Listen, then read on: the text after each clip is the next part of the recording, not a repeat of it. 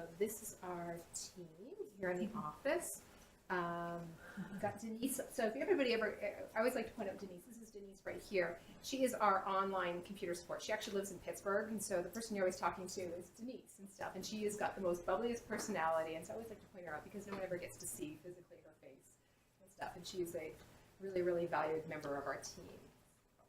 Yay! All right, so tonight this is our talk, Introduction to a Healthy Weight. So kind of what we're going to go over today is just the current state of health related to the weight in the United States, kind of discussing some ideas around why doesn't your diet work, the relationship between weight and inflammation, self-concept, our sort of our self-image of our bodies and weight. We're going to talk about the microbiome and its relationship to weight, and then our future class that Dr. Tetlow is going to be running in June, our deep dive class, which is an intensive interactive group work that we're going to be doing on focusing on some more specifics with actually weight management. All right. Let's see where our top part of our slide is. I can't go backwards, can I? No going backwards. No going backwards. All right. Have you started that? Yes, we have started and stuff. So on what we actually have is like caveman starting here, you know, and then we're actually walking on 2 feet, and then at the very end we've got a guy who's quite large who's holding the soda walking. And kind of, anybody ever seen the movie WALL-E? Remember the Disney movie WALL-E? And so I absolutely love that movie because I think that's part of the state of age and stuff, is that when you get on that spaceship and everybody's like sitting and they're watching a computer screen in front of them, and then they have to actually stand up and walk, and like they don't even know how to use their feet. And I think it's just sort of a kind of where we're going and where we need to kind of, you know, make things change very, very quickly. So body mass index is a number that is used quite often in the news and for statisticians and stuff. And it's basically the weight or mass of you and the height, and they basically do a calculation. It does have its limitations. If you are a short athlete who's very, very muscular, it can make you look like you're obese. If you're a very tall, thin person, it can make you look underweight. But for the general population, it's good information of sort of where you need to sort of be in for a healthy body image. But some people, we have to sort of say, you know, when we get some people down to an 18.5 body mass index, that just doesn't look right on their body frames. A number that we tend in the healthcare community like to use a little bit more is called a waist to hip ratio. So these are just some numbers that you can use yourself to figure out, all right, where's my body mass index? Where's my waist to hip ratio? So it's basically just taking your waist measurement and your hip measurement and just dividing them. And so women, you want to have that as 0.8 is a healthy waist to hip ratio. Anything above a 0.85 means we need to kind of adjust because you've got too much weight here in the middle versus the hips. Men, they have a little bit less because they don't have the hips that women do. So theirs is 0.9, anything below 0.9 is a healthy number. Anything above 1 is more at risk for health concerns. Dr. Tetlow, did you want to talk about anything else about body mass and self-assessment tool? Okay. So, I'm sorry. There it is. Oh. There it comes. Oh, let's see if it interacts. That's all I wanted to say, Annmarie. There we are. So times are changing and stuff. All right. So we don't have the latest one on here. This is the obesity trends among U.S. adults and stuff. So in 1990, you know, majority of the country was between 10 and 14% what they classify as obese. So that's the body mass. If I went back and stuff, the body mass index, I think we had 35 is what they're classing as, at that point in time, was obese. Then, you know, 1999, we're starting to see a little more blue. 2009, ooh, we got some reds in there, and the dark red is greater than 30%. Now, the most recent one, it's all dark red. There isn't a state there that is even a light shade of red or even or sort of a tan colored. So it is that all the states now, there is greater than 30% of the population is obese, according to using your body mass index. So it's becoming more of a health concern. Now, why are we so concerned? Because of obesity-related disease. Obesity is related to increased risk of heart disease, diabetes, cancer, arthritis, and the list autoimmune conditions, and the list kind of goes on and on. It's a lot easier for us to kind of look at addressing weight than it is to try and always fix these conditions.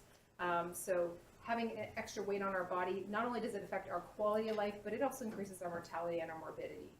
And doing weight management is more effective than any drug. If you kind of look at, I was at a conference once and they were talking about just, all right, this drug A, and there was a study and it showed all these things that happened. Oh, the person's cardiometabolic profile improved, their endurance improved, their energy level improved. It was this huge list.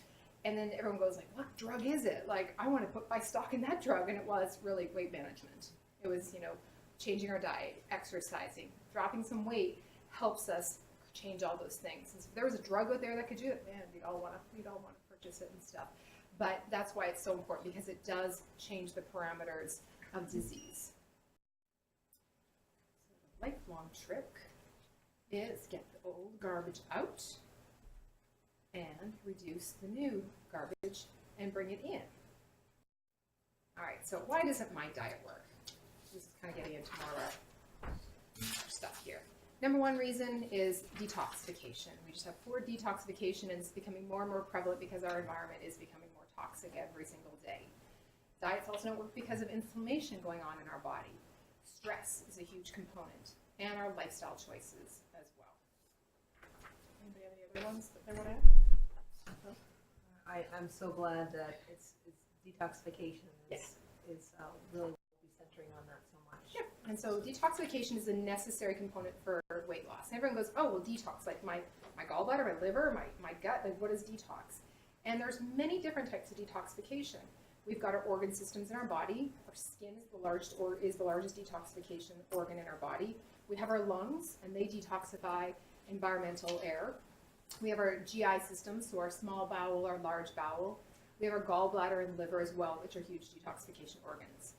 We also need to have good detoxification environmentally because of so much stuff that keeps being added to our environment on a daily basis. We need to have detoxification with our relationships, and we also need emotional detoxification. I'm going to spend some time on this slide. Does anyone know where that picture is from? Anybody know? It's one of my favorite places. That's Lake Louise up in Banff. It's so beautiful there. It's so beautiful there. It used to not be able to see all the green. It used to, and this is, so we talk about environmental changes and stuff. It used to have, like, snow would be like a third of the way down. Now it can actually, you can see pretty much all green. So environmentally, it's totally changed the landscape there.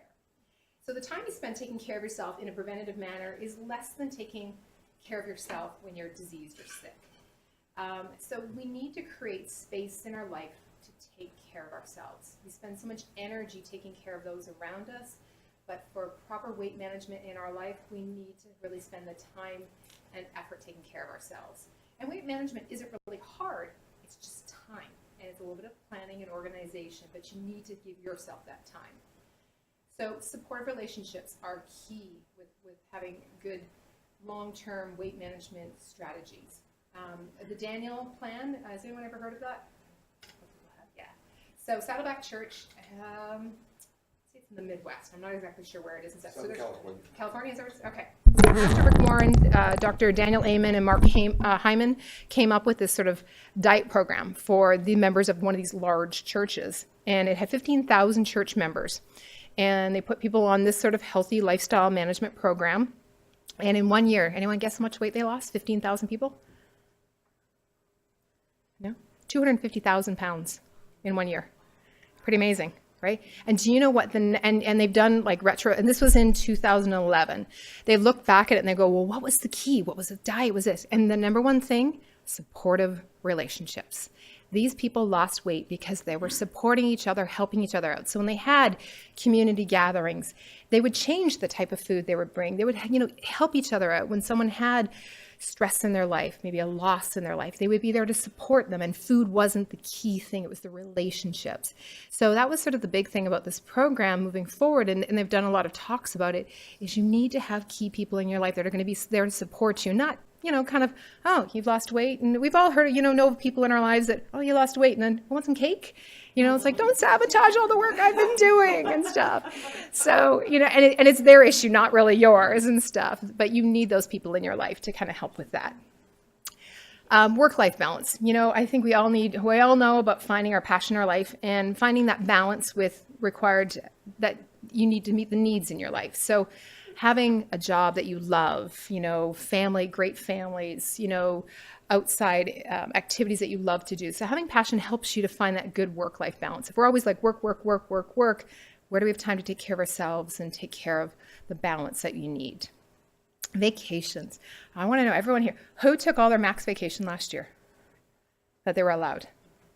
See, yeah, that's sort of the state is that people have vacations and they don't take them. And the United States actually has one of the smallest amounts of vacation days around the world, and we still don't take them.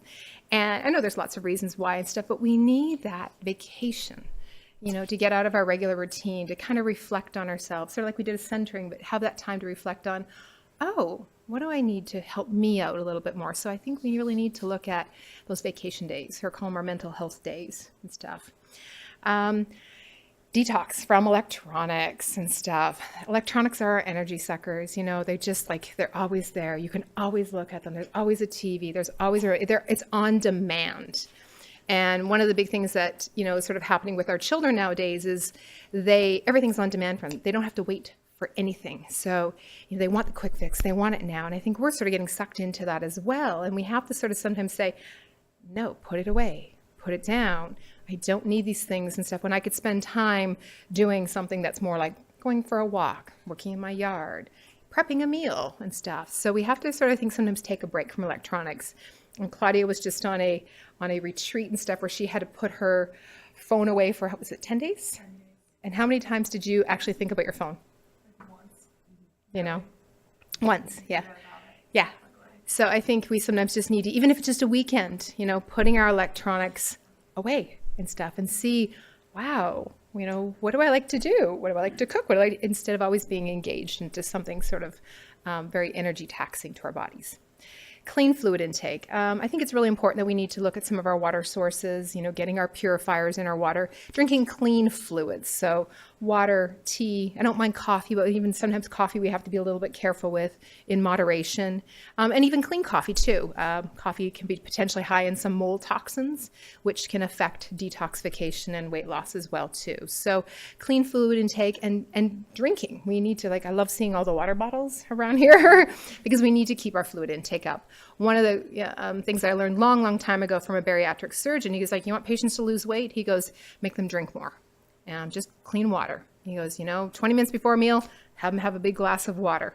Then during the meal, don't eat anything. And then if they're hungry after a meal, have a glass of water again. And it's an easy trick, but it works because oftentimes when we feel hungry, we're not hungry, we're thirsty. But we've ignored those thirst receptors for so long, our body goes, fine, I'm gonna tell you you're hungry now. And then we look for food. But sometimes we're actually thirsty. So, all right, take the time, sit down, have some clean fluid, say, oh, am I really, really hungry? So just a little trick there. Air purifiers. I think, we need to kind of watch some of the air that we breathe and stuff environmentally, especially right now. We've got all these, it's beautiful outside, but we have all these lovely pollens, which can create inflammation in our body and can impact us with trying to achieve a healthy weight. Last week, there was an article, 9 out of 10 people in the world breathe air containing high levels of pollution, and this is from the World Health Organization. The agency estimates that pollution causes 7 million deaths a year. Pretty amazing. That's just our air we breathe. So I think we have to really think about that sometimes is, do we have our air purifiers on, thinking about some of our moldy environments here, allergies and stuff, because any of those sort of environmental air toxins can create kind of havoc on our inflammation in our body. Daily bowel movements are really important for detoxification, and we've done whole lectures, and we feel free to look back on our website for some of those. Daily bowel movements are critical. And if anyone was at my last talk, we really went into talking about our bowels. So really, really good. So we want to have daily soft bowel movements, kind of like the consistency of toothpaste is our goal. Tips for detoxification as well is having a diet that's rich in colors and diversity. And plant-based, I'm not saying vegan, but I'm just saying more plant-based helps our bodies detoxify. So more vegetables, not as many fruits, but lots and lots of vegetables are good for us. And another great way for us to help with detoxification is getting sweaty.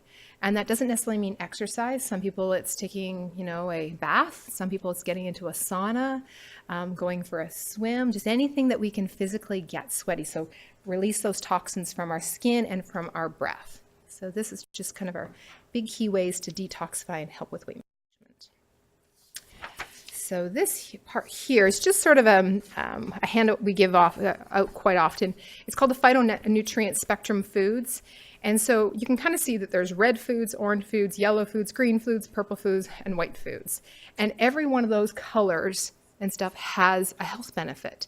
And these are health benefits that drug companies seek out and stuff, because if they're like, oh, this can help with cell protection, or this is an anti-cancer agent, oh, I want to create that drug. Well, we have it right here. It's in our foods. So, and this is our vegetables and our fruits. So we talk about a phytonutrient rich or a colorful diet. In my household, we have sort of a game we play and stuff. Did you eat your rainbow foods every day? It's like, did you eat a red food, an orange food, a yellow food, a green food, a purple food, and a tan food every single day? And it's not actually that hard when you get going. If you do smoothies, you can pretty much get it all in a smoothie pretty fast. So one of the challenges that we do at the practice quite often is we challenge patients to eat 8 to 12 servings of vegetables a day, which people go, that's a lot. And it really is 3 servings of breakfast, 3 at lunch, 3 at dinner. And once you sort of get into that meal planning, the prepping and stuff, it ends up being quite easy. All right. Dr. Tetlow is going to take over while I take a break. So as you can see, we have a really strong emphasis on detoxification, and then also a really healthy emphasis on foods and food choices. So this slide is also a wonderful slide, quite powerful. One of the first things I want you to notice about this slide is what's in the middle. Surrounded in yellow here, inflammation. So what we're learning now is that most chronic illnesses are really mediated by inflammation. So understanding where the inflammation is coming from in a very personal way for you is a key to address symptoms as well as actual illnesses and all the labels that are put on us about, what are the diseases and illnesses that we have. So I saw a patient just this morning, and we were measuring some inflammatory markers in her blood, and we discussed how we were looking for the reason why she has inflammation, identifying that, and we had some very clear ideas about where it was coming from, and then we developed a comprehensive integrative plan about how to reduce that and address that source of inflammation, and then we'll check and follow up and make sure we're on the right track. Her symptoms, she's feeling better, and also the biomarkers are reflecting that. So one thing I want to point out is inflammation, since it's so important, it affects our body in so many different ways, and it's also quite unique how we're affected. So one of the things I also want to mention is we have a testing document here at the front. So if you're a patient, you might have already experienced some of the tests that we offer in the clinic. But if you are not, or you're interested, or sometimes you can be a patient and not be aware that we have this document that kind of reviews the different categories of testing. That's a pretty exciting way for us to zero in on, for you personally, where inflammation is coming from. So what we'll be doing in our deep dive, which is happening on June 20th, it's actually a little bit earlier in the afternoon. It's not going to be at 6:30 when we started tonight. It's actually 4:30 to 6 in the afternoon.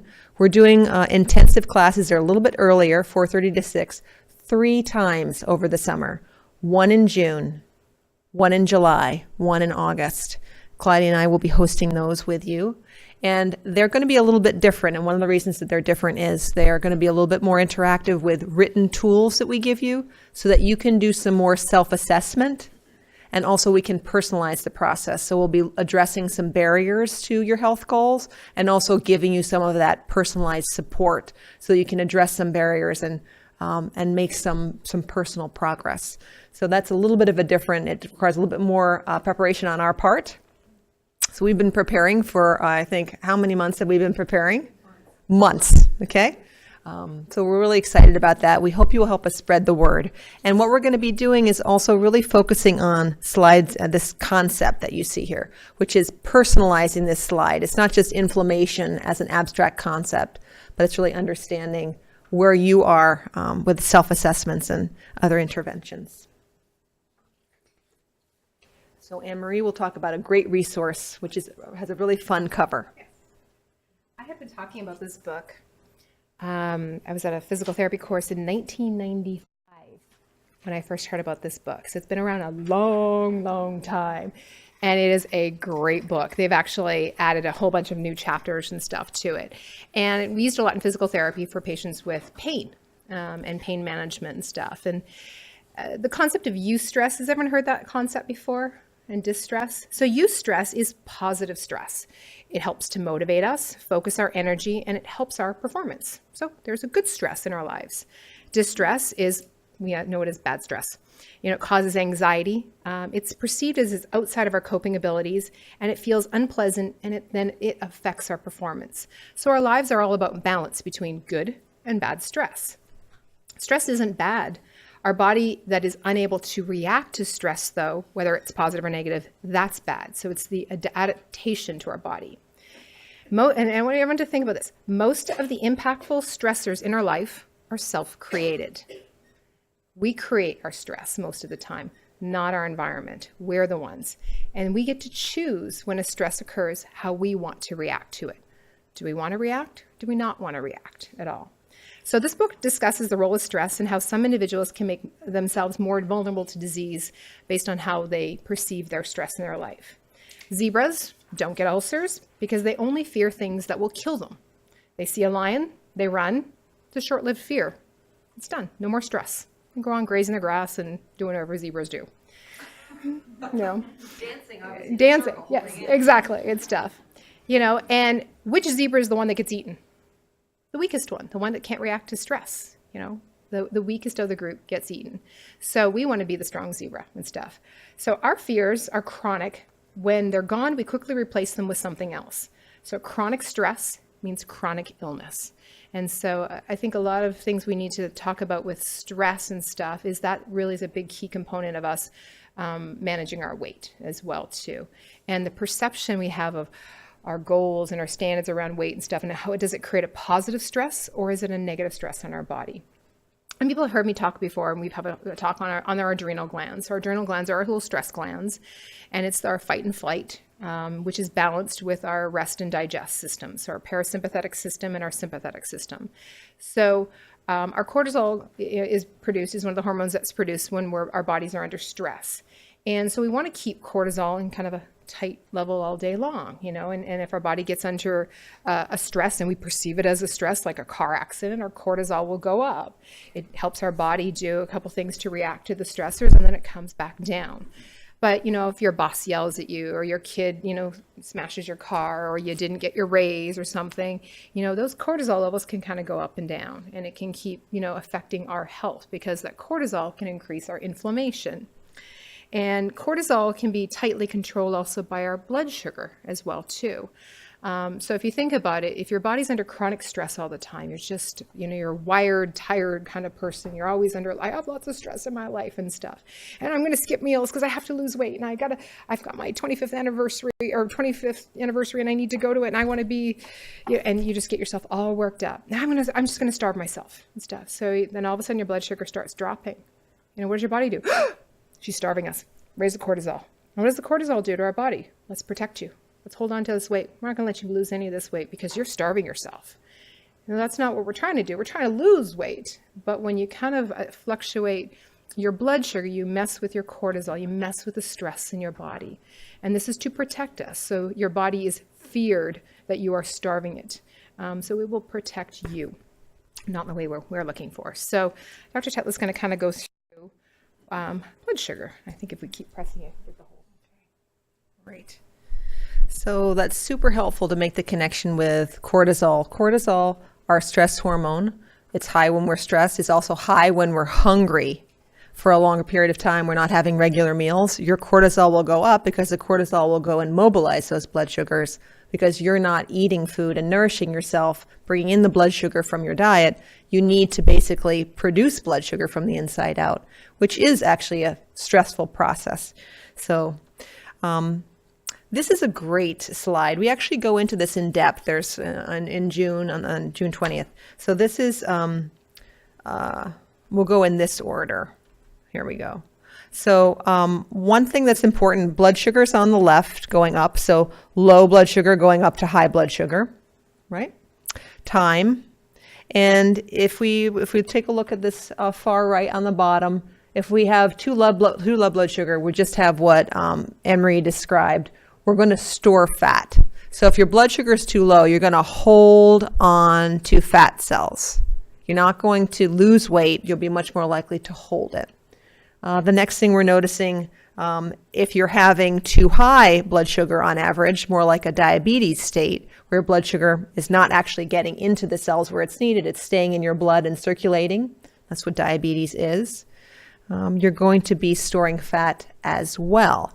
So where we want to be is in the sweet spot, this little light space, this light zone right across the middle, which is called just right. So we want to be in this sort of mildly fluctuating zone, which is not too high and not too low, and also not too radically different, not spiking up and spiking down. So a few things to notice here. This just right zone is where we burn fat.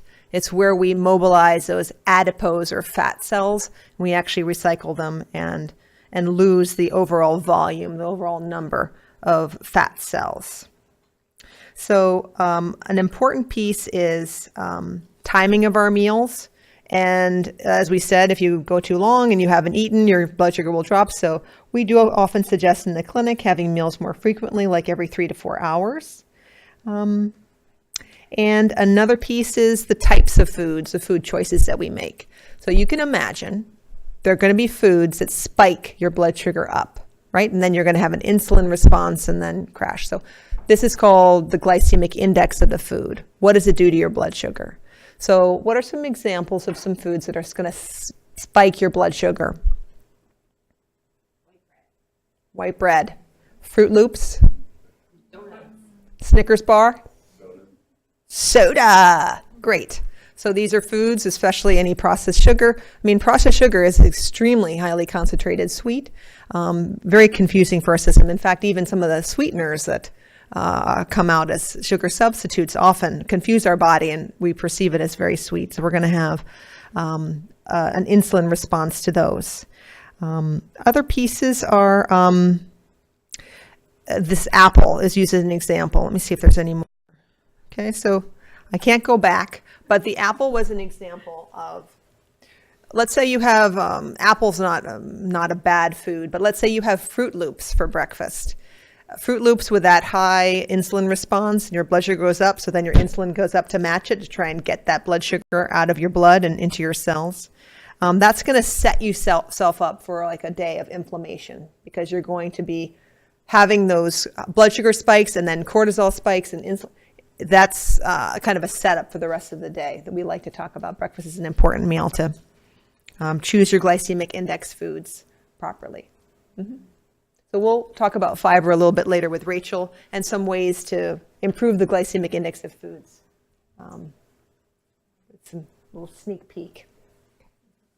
So I just, this slide here, but I wanted to talk about just sort of what we're, about the hormones that control sort of our weight. So if there's a couple hormones that we can test in the lab, leptin and adiponectin. So leptin's kind of this hunger one that if you have a high leptin level and stuff, doesn't matter how hard you're working, it sometimes actually can make you still continue to feel hungry and stuff. So you are just starving all the time because your leptin levels are high. So there is things lab-wise and stuff we can look at in the clinic, and we can say, oh, that's why you're so hungry and stuff. It's because this hormone's high. All right, what can we do for it? Leptin's a tough one because it actually takes a long time to lower that hormone back down again. And it's a lot of exercise, actually, that has to lower that leptin down. But this is another test that we use. It's one of our stool tests that we use called a GI map. And, you know, we want to always talk about the microbiome. So we've got that good, healthy bacteria inside of our gut. Remember, 3 pounds of your body weight is bacteria and stuff. And the diversity inside the bacteria, remember, there are more bacteria and bugs in your gut than there are human cells in your body, to a ratio of 10 to 1. So you are actually more foreign than you are human. But they are so important for weight management. So this is part of one of the stool tests that we do. So this is talking about normal bacteria that's in the gut, and there's just a listing of them. And then on the bottom here, you can see it says phylum microbiota. So there's a classification of groups of bacteria. So one is called Bacteroides and the other is Firmicutes. And they've actually looked and studied and found that your Firmicutes to Bacteroides ratio can determine whether you can lose weight or not. So I always call the Firmicutes ones the fat ones, and the Bacteroides ones the balanced ones. You want more balanced bacteria than fat bacteria. And so on the very bottom here, you can see the Firmicutes Bacteroides ratio. You want it as low as you possibly can and stuff. So they have less than 1. So lots of these Firmicutes bacteria related to, a lot of Bacteroides related to the Firmicutes one. One way, and Rachel, if this goes on to our next slide, to increase those balanced bacteria in our gut is fiber. So I will weigh that into Rachel. Thank you. All right, so up here we have a little bit of a diagram explaining kind of how fiber affects different pathways in our body and how it can actually alter our ability to lose weight and our metabolism. So you know me, I'm talking about fiber all the time here. And I won't get into the nitty-gritty today. If you want to, I can work with you, of course, on that. But fiber really is something that we need to have a lot of in our diet. And if you are eating a highly plant-based diet, so as Annmarie was saying, that 8 to 12 is our nice sweet spot of vegetables and some fruits per day, that is really getting you to the point where you are having enough fiber in your diet, where you don't really have to think about it. Other than that, there's some really nice things that you can add. I often had people add some ground flaxseed or some ground chia in with, say, like a smoothie. There you can also pack some of those fruits and veggies in there as well. And that is giving you some fiber, which is doing some really amazing things for you. So 2 types of fiber that we're going to talk about today are insoluble and soluble fiber. So soluble fiber, it will absorb water. It's soluble, absorbing water, creating a gel in your body, so in your stomach, as it absorbs this water. Now, this is how fiber actually helps to slow down your digestion and helps keep you fuller longer. So this is a mechanism by which that occurs. So slowing digestion helps keep that blood sugar steady, nice and steady, lowering that cortisol and keeping you more sated throughout the day so that your body can relax and allow you to release that fat, which is nice.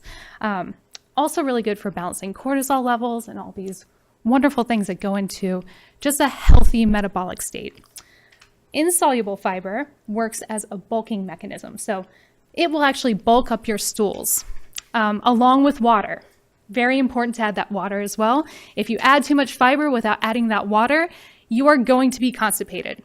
That will happen. So please do yourself a favor, add some nice water in there as well. So how this is helpful is that this, when you are non-constipated, when you are actually having good bowel movements, you don't have your stool sitting in your body and you're not reabsorbing those toxins. So if you're not reabsorbing those toxins, it's helping with your toxic load. And that is helping with detoxification. So these are just some of the ways that fiber is really helpful to lowering your cortisol levels and getting you on track with your metabolism. And I'm not going to get into the sources. We can talk about that another time. There's many classes where I do that. And if you have questions, we will answer them later. All right, so kind of here, another area and stuff that we talk about is our lifestyle choices with regards to why isn't my diet working? And, you know, this is kind of, everyone goes, oh yeah, but I know this stuff, but we really have to pay attention to it and actually apply it to our lives. And I can tell you how many studies I've read over and over and over again. When it comes to weight loss, you have to sleep 7 hours minimum, like not 6, not 5.5. And there's a famous study that they did, and it's been repeated now, that they took college-age men and like no health issues at all, and they matched them diet-wise, sort of lifestyle stress and everything else. One group got to sleep 5 hours, the other group got to sleep 7 hours. Do you know 1 month what the difference was? 5 pounds.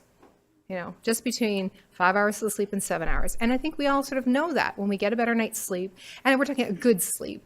We wake up, we feel energetic in the morning, we can make better food choices. We feel like we've got the energy to go and move a little bit more. So we've really got to keep working on that 7 hours. Gear down time at night, not having, remember, taking a break from our electronics, getting that healthy sleep pattern. Movement, we all know about movement. You know, for healthy weight management, we need to move our bodies. Our bodies are designed to move. Being sedentary is the new smoking now. Sitting all day long is creating our health issues as well too. So we have to get up and move every day. And there's a lot of stuff we can talk about later on about what type of exercise. And I think it's sometimes customizable to each person. I always say purposeful movement. Do something that's purposeful, that makes you feel good, that you like to do, that you can sustain.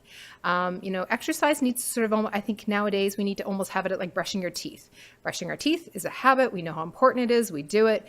Exercise kind of needs to be that way, especially to get us going with doing it consistently. It's not, I'm going to exercise today.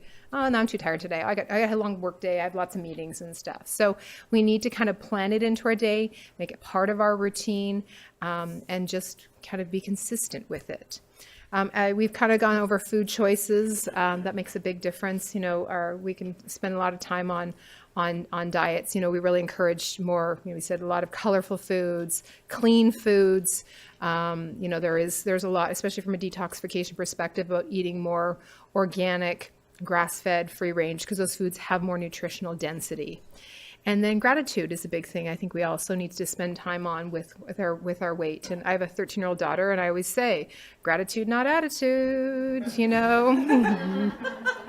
And every day it's like, nah, But I think we do need to, sometimes like, the scale, why did I have that piece of cake last night? I think we need to, show ourselves some gratitude and just show ourselves some positive reaffirming, hey, this is my body. I'm working with it. It's not perfect, but I'm proud of it. This is me and stuff. So I think we really need to give ourselves that nourishment with our mental part of our weight management and stuff. So I think we sometimes, and especially the media doesn't help us out, with unrealistic expectations. I think we need to really look at ourselves. And I've done weight management for many, many years and stuff. And I can't tell you, how many times I've seen, and I'm sure it's men, I've seen it more in women's stuff, that women have lost weight and they look in front of a mirror and they still perceive themselves as the weight they used to be. And they have this unrealistic expectation. They can't see it in themselves. And then, I can't, I'm not happy until I get to my weight. When they get to the weight, they still see themselves there. So that's that whole gratitude to ourselves and our body and stuff. And I think we need to keep really thinking about that healthy relationship. And Dr. Tetlow is going to bring up some more points about that. This is a slide that I hope that we can all do together, so we can chime in and I'll go through it. But this is a really important slide. So what we're talking about here is just touching on and delving a little deeper into what Annmarie was just mentioning, which is that what do we see when we look in the mirror? And sometimes we can focus our gaze on the mirror, and it can be on our face while we're washing our hands after in the bathroom, or it could be looking at our whole body as we're getting dressed in the morning. And sometimes we're not actually looking at ourselves. Sometimes we are, but oftentimes we're having a conversation internally in our head, and we're having thoughts, and there's it's a patterned conversation that repeats itself. Some of the words and some of the feelings are the same each day, day in and day out. And so sometimes it doesn't matter if we lose 5 pounds or 10 pounds. We actually continue to have the same conversation. So this is an important opportunity of the idea of actually changing the conversation, or introducing some more nourishing words and some more self-accepting feelings and words. So this is an image that I think is kind of perfect for the concept.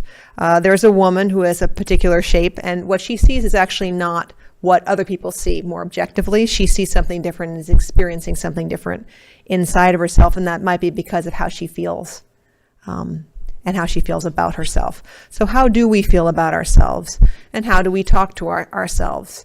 Sometimes meditation is when we first start to realize what is the internal conversation, even just 1%, just a little tiny glimpse of what is the tone, and what are the words, and what are the self-accusations. So the idea of a positive versus negative self-talk and self-concept. So this is just an abstract concept, but this is really profound. So I actually was given an assignment when I was a teenager, and that was to write down all of my self-accusations, all of the things that I said to myself. There were really ways that I was hard on myself, all of my unreasonable expectations, the things that I was basically accusing myself of. And it was a very powerful process. So then the assignment was to write those accusations down and then to sit in front of a mirror and then basically just say the accusation out loud while I was looking at myself so I could kind of let it land and actually hear it.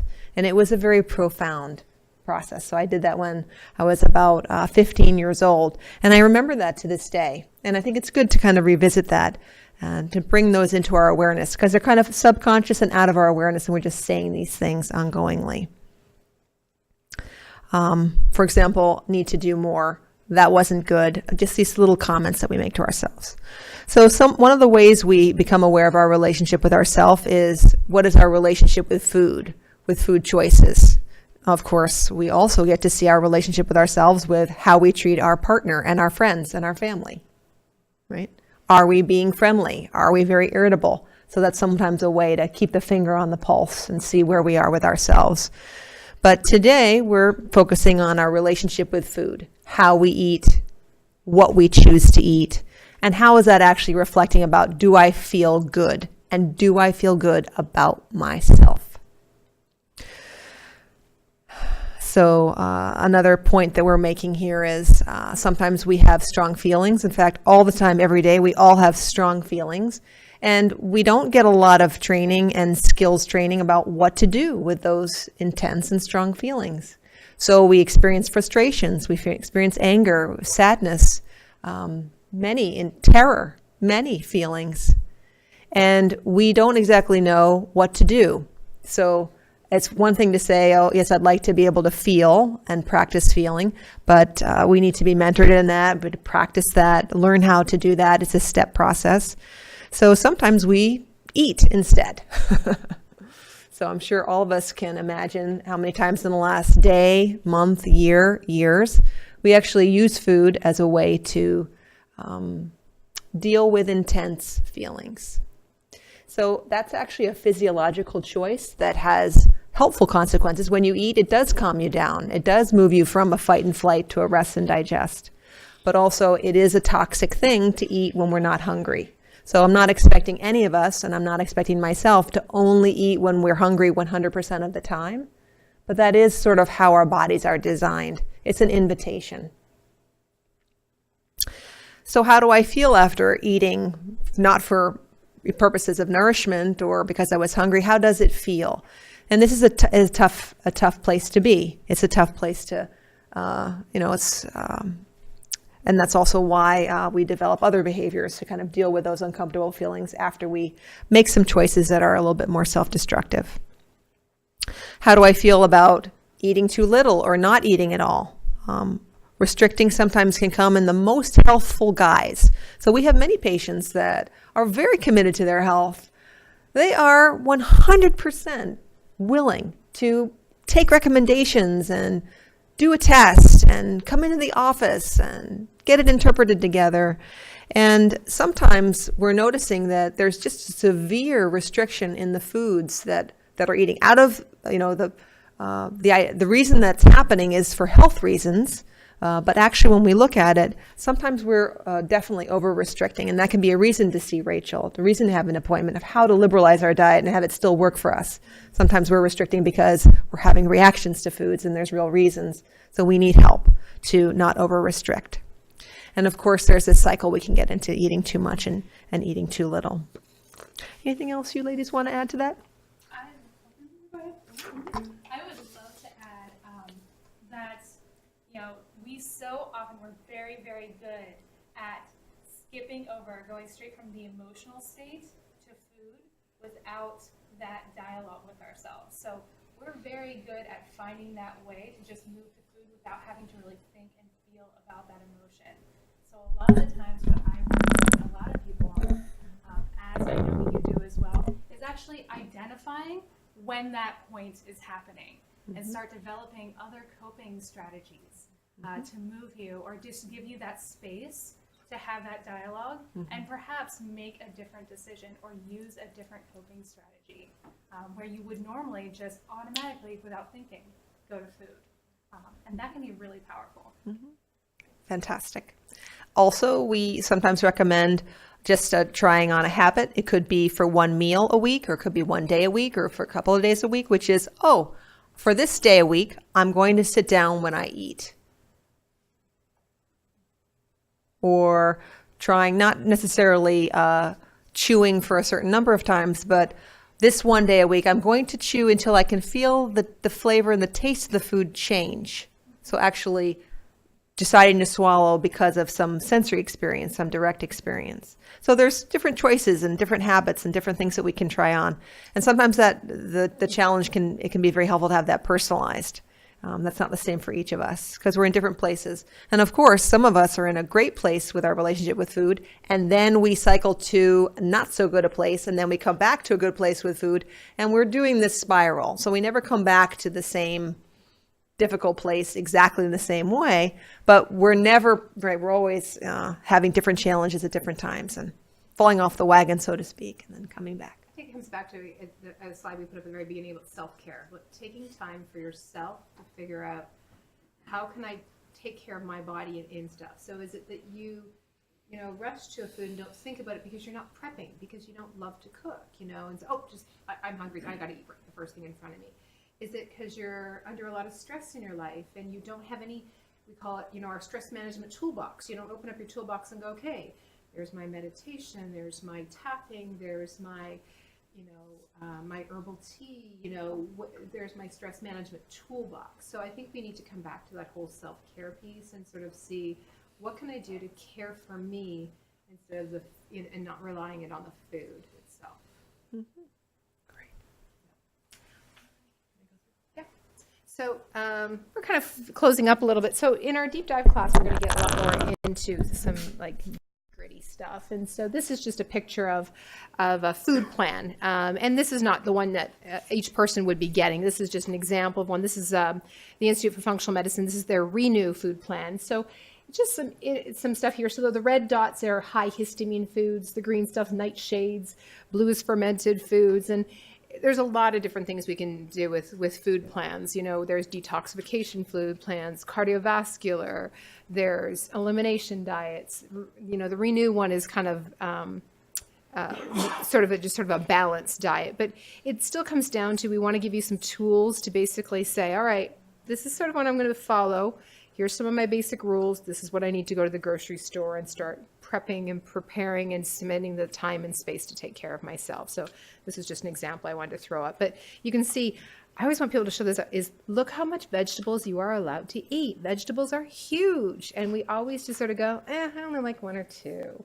And Dr. Tetlow and I were talking about earlier, we're doing a farm share right now. It's the same one. I said, did you pick up your farm share yet? And we're so excited because it's the farmer's choice right now. So you don't get to pick what's in your box. You open it up and go, oh, this is interesting. So what am I going to cook? I don't like parsnips, and 2 weeks now I've got parsnips. So I have to figure out what am I going to do, because it's going to drive me crazy to throw this food out. So I'm going to have to use my brain, create something that's very nourishing that I like and challenge myself a little bit. So I think sometimes we have to push ourselves outside the box to try some different stuff and always go, no, don't like it, no, don't like it and stuff. So, Rachel's our great support here with all right, let's, you don't like this, maybe if we do it this way or this way. So, and this is kind of back to our summary. We sort of talked about current state of health. The U.S. is in trouble. One statistic, I told my husband I have 3 children. I told my husband a couple years ago at a diabetes conference, this is now probably about a decade old because my littlest one was just a baby. And it was that children, so this, about 10 years ago, children born nowadays, 1 out of every 3 children will be diabetic in their lifetime. So I looked at my husband, I said, which one of our child's going to be diabetic? And he goes, well, not our kids. And I said, no. I said, 1 out of 3 of them will be a diabetic in a lifetime. And we know that the health risks of just diabetes alone, but we talked about arthritis, heart disease, cancer. So we have to kind of start to do things, and globally help each other out to start fixing this problem. So it is a state of concern that we need to all address. We kind of went through, different reasons why your diet doesn't work. We talked about the relationship between weight and inflammation. Self-concept and weight, our microbiome and fiber and its role with weight management. And then we invite you to come to our deep dive class. You get some one-on-one time with Dr. Tetlow to really pick her knowledgeable brain and kind of come up with your own tools and strategies that work for you. stuff. So I think that's our, we have our handouts here and stuff. So I think at that point in time, I'm going to open it up to questions. Or Claudia, you're going to close for us? Have a few announcements, and then we'll get to your questions. So to schedule your free 20-minute consultation or your first appointment, the website is listed at the bottom of the slide. And Annmarie and Lauren are both taking new patients at this time. Lauren's photo's on the banner to my left. And in your free 20-minute consultation, we'll discuss exactly how our providers can help you for your unique situation. Also, currently, if you refer a friend to the practice, you and they both get $35 to use towards an appointment or supplements in the office. So we are not considered primary care because we are not on call, but we do take care of primary care issues. Also, we do not bill directly to insurance, but we have this wonderful handout which has ICD codes listed so you can contact your insurance and see what kind of reimbursement you can get. And we have patients sometimes getting up to 60 or 70% reimbursement, so it's definitely worth calling. To schedule your first appointment, our best value option is our comprehensive low-cost membership. So there's more information about that at the front, and I'm happy to answer any of your questions about that. Yep, thank you. And lastly, today's class recording will be available in our newsletter. And you can sign up for that easily on our website, which is listed there, philan.com. And we send emails in frequently, only once a week, so don't worry. But sign up for that. The recording will be available for about a month, and then it will be taken down. Thanks for coming. We'll have questions now.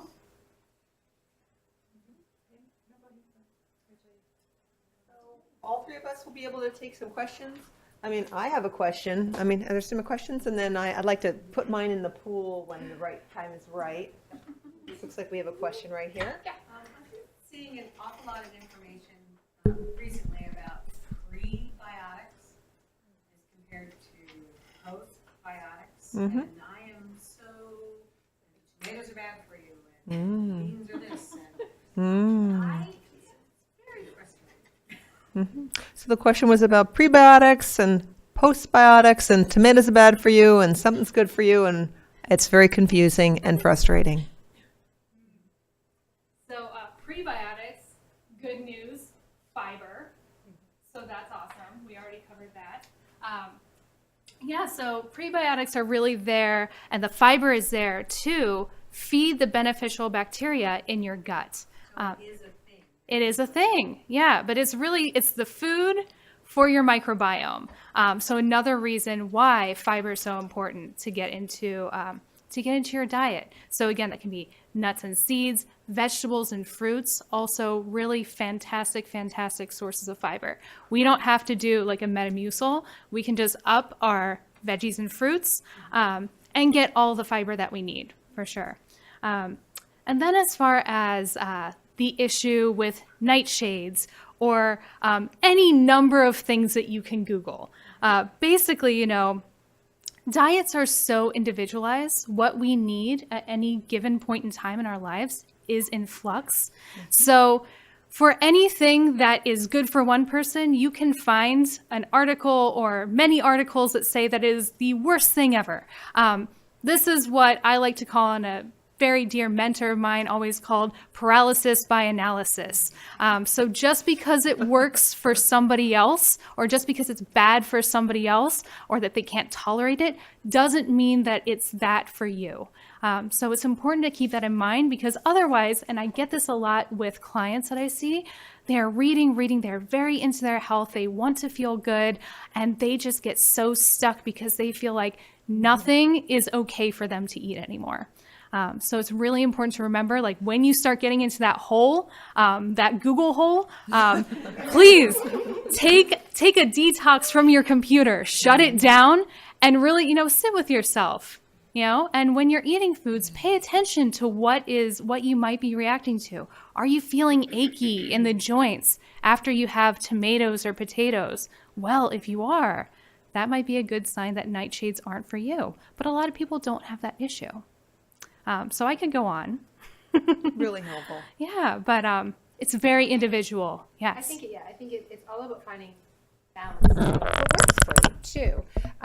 So like we might talk, oh, organic and all this, but you're like, but I don't have any place to go buy organic. Oh, okay, so that's an issue and stuff. Local grown has got a lot of health benefits. In fact, actually, I've talked to some big thought leaders in the country about what's better, organic or local grown, and they actually say local grown. Because you're getting some of the diversity that's going on in your environment around you, and it's affecting you. So and the nutrients are there. nutrients are there as well too. And like we always know about the honey, the local honey helps with allergies and stuff. So I think you have to look at what works for your lifestyle.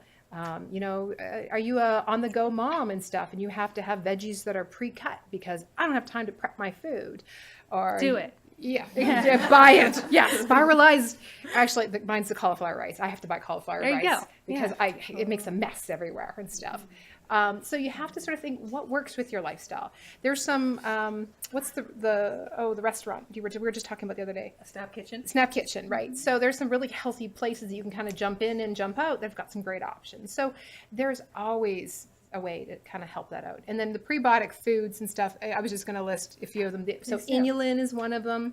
Onions, garlic, artichoke, drew some artichoke, and good, jicama and stuff. And jicama on salad's really good. too, There you and go. stuff. So there's some prebiotic foods Beautiful. and stuff. So yeah. Don't you Tetlow anything? That was very comprehensive. I'm very satisfied with that answer. Other Yeah. questions? And if you don't have a question, I do. Please. Go right ahead. You mentioned earlier having diversity in your food. I'm a meal planner, so I cook on Sunday for the whole week, so I'm basically eating the exact same thing for like 4 days straight. Is that a bad thing? I don't think it's. I think it's gonna. If that's the way you can eat the healthiest is by doing your meal prep and planning, great. Now I know if we're really getting some Ayurvedic medicine they don't like reheated foods and stuff. But I'm Yes. that was something I would kind of say, nope, we have to be able to reheat for some of our foods in a proper management way. But I think, meal prep, if you can do, Sunday's your day and you can chop and get everything prepared to go. And then that means when you have a busy week, you can just grab it and go and you're eating healthy, and as opposed to, I'm really hungry and I can drive through that place and pick up something non-nutritious. That's the way you go about doing it. Yeah, it's practice, not perfection. So that works really well for you. So where you can find that space for yourself is, okay, if you've eaten like the same thing for those 4 days, when you go to plan the next week, like what new thing can you introduce? What colors of vegetables did you not have last week that you can put in your next week's meals? That kind of stuff.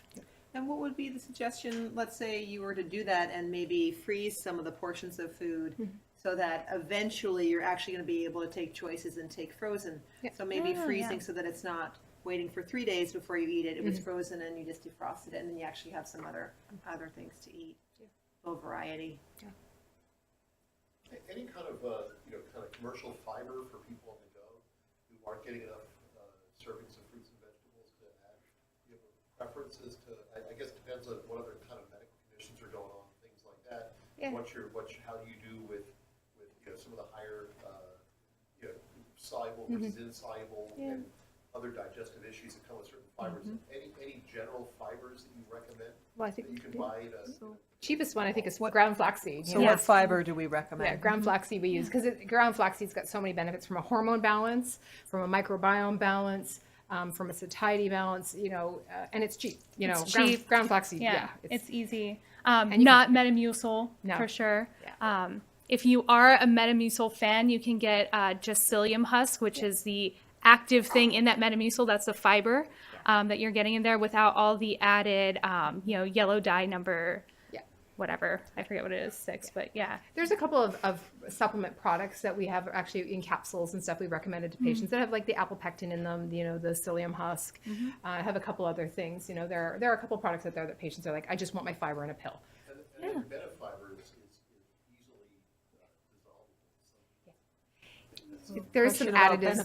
Question about Benefiber. Yeah, there's a few additives in Benefiber. There's some better options, I think, than Benefiber out there. Although I know Benefiber is on the shelf, and people go, oh, right, and stuff. So, I think there's some better things out there. Glucomannan, which is shirataki noodles, those are also an excellent fiber because those help to absorb tons and tons of water. And I know there's a supplement out there. that does have the glucomannan in it and stuff too, which can also help. And we can also mention that where would you buy ground flax seeds? You're going to buy that in the grocery store. So it's not on the pharmacy shelf, or it's not in the supplement section of the grocery store. You're buying that as a food. And a quick note on that, it's not very stable at room temperature. So we like to buy, I actually personally buy, and I think most of us recommend buying ground flax, not the actual flax seeds, but buy it ground. And that's especially important to store in the freezer so that it doesn't go rancid. Yeah. Yeah, and you can always do a smell test for the rancid oil smell. And if you smell that, please throw it out, get some new stuff, put in your refrigerator or freezer. Yeah. Many patients actually carry just a little bag of chia seed that's very portable, it's small, it's light, and you can sprinkle that on salad, sprinkle that on hot cereal. It's very functional. Meatloaf. Baked potato, sweet potato. I fit it in there. Meatloaf. Yeah. Little chia. I hide a lot of things. Another question right here. So I'm anemic and I cannot take the pills. Is there any foods that I can take? I mean, I have to take one, but are there any foods that I can be taking that would help as well? Are you asking about iron-rich sources of food? Yes. What are iron-rich foods because of anemia? The number one, liver. Yeah. Hands down. It is hands.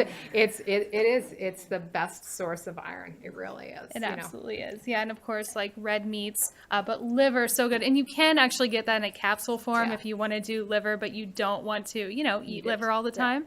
There is a capsule option there.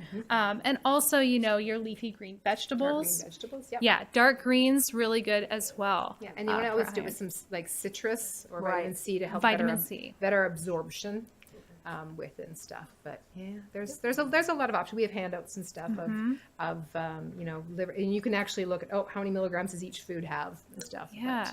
But, yeah. And that clue about vitamin C helping with iron absorption is very helpful. Yeah. So if you find yourself with an iron capsule or like a liver capsule, or So if you actually eat some bites of it, take that vitamin C to really get the most iron out of that. Yeah, And my then- husband had a great salad. It was a dark green salad and stuff, and it had like shaved steak on it with orange pieces. So we have, Ta-da! Yeah. And doesn't that Or sound like bell delicious? peppers, right? Yeah. Yeah. Mmm. That's good. Unless you're doing nightshades, not midnight. Then no, not so much on that. Great question. One there and one there and stuff. Where are we going? Other questions? I have a question about water intake. I have such a hard time getting the water in. I don't like it. And sometimes I feel if I'm forcing myself, I actually get a headache from it. The question about drinking water. So sometimes it's hard to drink water, or really kind of pushing water on myself almost gives you a symptom of a headache. I have thoughts. Okay, go. Thoughts on? So water intake is definitely something that is a hairy subject for a lot of people. Increasing, going from like 0 to 60, going to be really tough. You might have headaches, definitely a lot of people complain about having to go to the bathroom a lot. So you can, increase it gradually, and also maybe add some electrolytes. So when people are increasing water and they're maybe having an issue with headaches, maybe with like blood pressure or with urination and just feeling like the water's going right through them, I want them to put like a lot of people, and this depends on the individual, but a lot of people have put just a little pinch of sea salt in their water to help absorb. So in the body, where salt goes, water follows. So it actually is helping that water get into your cells. So that can be very helpful. And also find a water that you like the taste of. So different waters they definitely taste different. So I know, for instance, like the Deer Park water, when I have that, it feels like it just dries my mouth out. Like it is not something that works for me. So finding a water that actually tastes good is a good idea to just feel that out. And also, you can add like some lemon, you could add, some flavorings. There's all sorts of stuff to do. I think also. Sparkling water. I can't. I'm European. Sparkling water. Sparkling water it is. I count it for sure. Absolutely. Absolutely. Yeah. Yeah, I think I always can never forget teas. Teas are a great option as well too. Oh, yes. Tea. Yeah. Yeah, hot and cold and stuff. I think the flavored water is great. And that salt trick is actually, if people have adrenal issues under stress, they'll actually just put a couple grains of salt in. They'll say, if you have a lot of adrenal, they'll go, the water tastes sweet. and stuff. And that's a sort of, it does taste sweet, yeah. Yeah. And in our house, we sometimes get a little bit of organic apple juice and we add some sparkling water to it, and we call it an apple schooler. Mm-hmm. I do hard cherry juice from Trader Joe's, which is like just cherry juice and then concentrated with it. So that is my go-to. Right. Right. Still so hard if you want. Right. So maybe you don't We're do just the talking pure about, we're just water. talking about clean fluid sources, you know, I think Right. that's just, you know, it's finding, you know, we don't want sodas and stuff like that, or a lot of artificial colors and flavors, you know, we're just looking for clean options and stuff. And also too, you know, some people like, we have a lot of, like I have my Swell bottle. Sometimes water tastes different when you're drinking it out of glass versus when you drink it out of metal. And so some people are very, very sensitive to that. So Colleen in our office and stuff, she's got her mason jar and she drinks out of her mason jar because she likes the glass. And so, and you know, plastic, you know, we don't really want to drink out of plastic because especially under heat, the plastic, even if it's BPA free, you still have chemicals leaching into the water and stuff. So try different things that you're drinking it out of as well. Yeah. And cut your water with some juice. Yeah. Mm-hmm. That one right there, right. So you talk about inflammation and natural foods and supplements that help with inflammation. So I take turmeric and I have Sjogren's. So are there others that would be suggested and superfoods, other superfoods that might be suggested? May I? Yeah, go ahead. So Go ahead. one thing that we are really excited about in our clinic, and you can see this sort of, we build on each other and we're having fun. And Lauren really wishes that she could be here tonight. I'm sure she's wrestling with her 2 kids right now as we speak.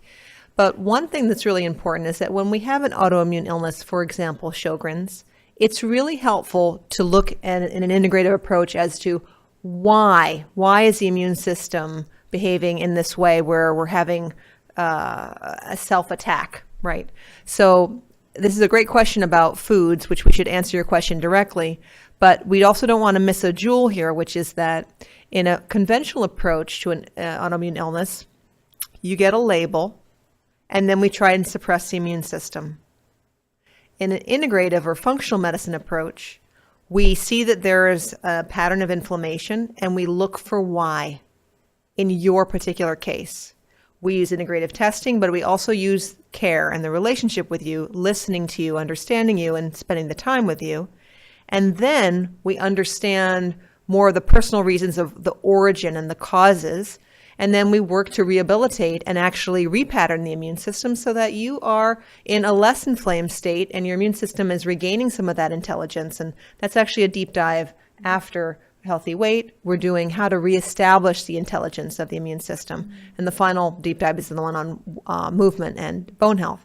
So that's important. We don't want to miss that.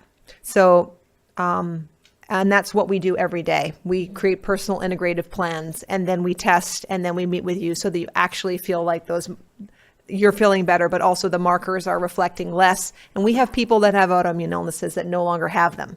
That's what we do in the clinic. I think 2 supplements we can easily say for autoimmune condition, because it's also all health issues, is omega-3 fatty acids and vitamin D. Vitamin D is critical for our immune system. So I think those 2 are kind of some basics that we. And so we have testing to see whether or not the omega-3 that you're on, your supplement, is actually enough. So we have an omega check test.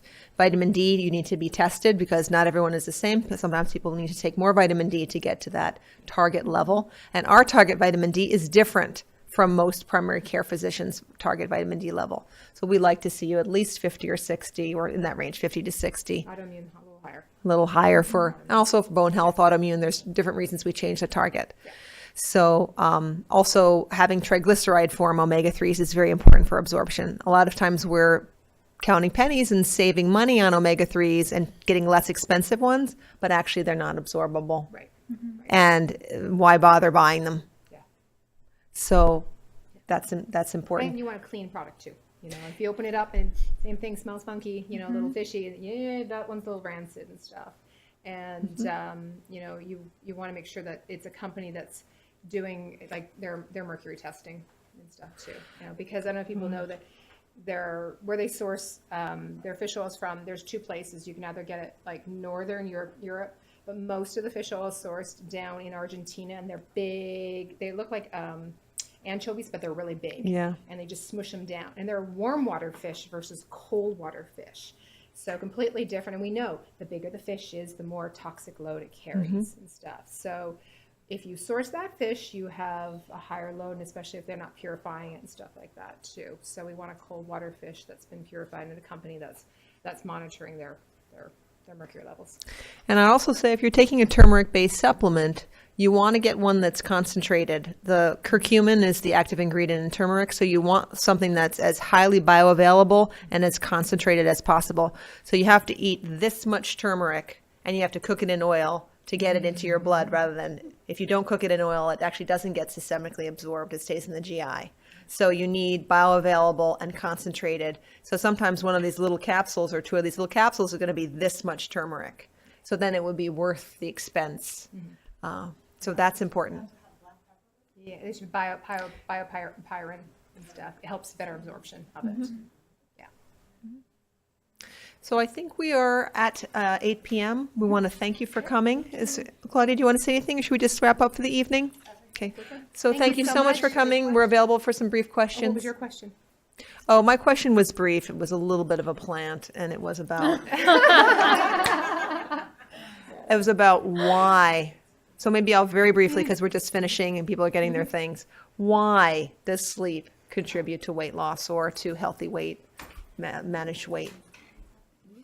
So I would say one of the important things that happens, this is the answer, or not the answer, but an answer. One of the important things that happens during sleep is that our cortisol resets, our adrenals reset. So having the right type of sleep and the right amount of sleep lets us have that finely tuned and effective and the right amount of cortisol, so that we're also not having these fluctuations the following day that sets us up for bad food choices. You know, when you don't sleep well, it's really hard to eat well that day after. Super hard. So that's why sleep can also contribute. But that's just one answer. I'm sure there's probably 5 others, because sleep is so important for our body and mind and soul. Thank you so much. Thank you very much for coming.